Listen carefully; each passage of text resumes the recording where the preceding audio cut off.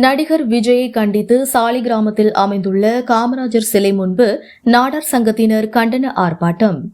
விஜய் இளைய காமராஜர் என்று போஸ்டர் வெளிவந்ததை கண்டித்து நாடார் சங்கங்களின் கூட்டமைப்பின் தலைவர் மின்னல் ஸ்டீபன் தலைமையில் அகில இந்திய நாடார் மகாஜன சபை தலைவர் KSM கார்த்திகேயன், நாடார் பாதுகாப்பு பேரவைத் தலைவர் சீனிவாசன் ஆகியோர் முன்னிலையில் விஜயை எதிர்த்து கண்டன ஆர்ப்பாட்டம் நடைபெற்றது. ஆர்ப்பாட்டத்தில் புழல் தர்மராஜ், அகில இந்திய நாடார் மகாஜன சபை நிர்வாகிகள் வைரவன், AP துரை, KSM சிவகுமார் மற்றும் பல்வேறு நாடார் சங்கங்களைச் சேர்ந்த நிர்வாகிகள் கலந்து கொண்டனர். ஆர்ப்பாட்டத்தில் ஈடுபட்டவர்களை காவல்துறையினர் கைது செய்து மாலையில் விடுவித்தனர்.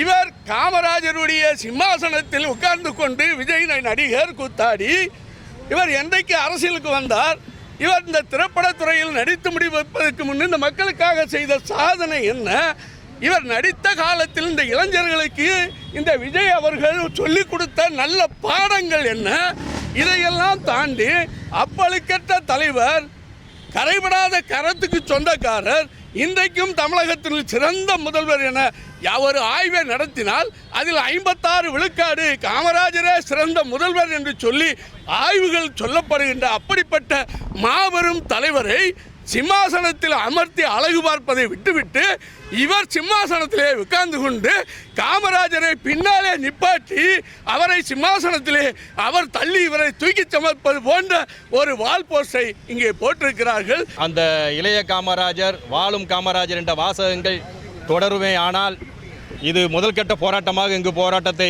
நடத்தியிருக்கிறோம். அடுத்த கட்ட போராட்டமாக ஒட்டுமொத்த காமராஜர் தொண்டர்களையும் ஒருங்கிணைத்து அவருடைய கட்சியினுடைய அலுவலகத்தை மிகப்பெரிய அளவில் முற்றுகை போராட்டமாக நடத்துவோம் என்பதை இந்த நேரத்தில் தமிழக வெற்றி கழகத்தினுடைய தலைவர்களுக்கும் நிர்வாகிகளுக்கும் ஒரு எச்சரிக்கையாக தெரிவித்துக் கொள்கிறோம்.